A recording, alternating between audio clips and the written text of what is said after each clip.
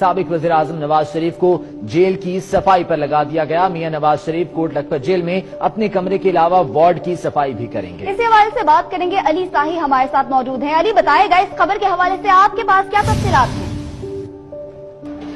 جی بالکل، بدلتی ہے دنیا، رنگ کیسے کیسے۔ کل کے بادشاہ اور آج کے کوٹ لکھپت جیل کے قیدی سابق وزیر اعظم میاں نواز شریف۔ میری بات لکھ لو، میری بات سن لو۔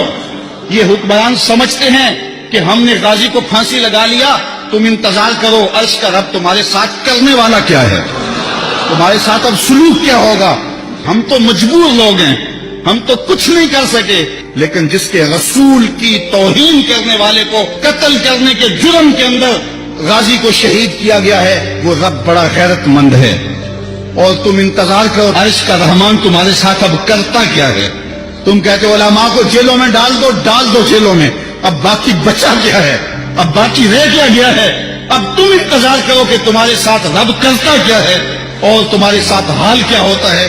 تم رسوائی اور ذلت کے اس مقام پہ پہنچو گے اور عبرت کا نشان بنو گے کہ دنیا دیکھے گی، اور تم رسوا ذلیل ہو جاؤ گے۔ اور غازی کل بھی زندہ تھا، غازی آج بھی زندہ ہے، اور اس کا نام بھی باقی ہے، اس کا پیغام بھی باقی ہے۔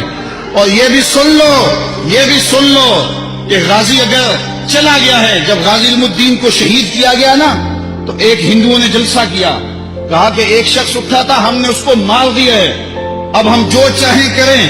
تو ایک مسلمان جلسے میں بیٹھا تھا، اٹھ کے کھڑا ہو گیا، اس نے کہا کرو جو کرنا ہے، غازی خود گیا ہے، چھڑا چھوڑ کے گیا ہے، وہ ہم نے ساتھ دفن نہیں کیا، وہ چھوڑ کے گیا ہوا ہے۔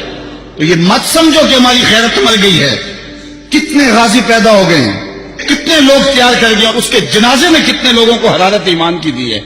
تم نے غازی کو مارا نہیں، غازی کو زندہ کیا ہے۔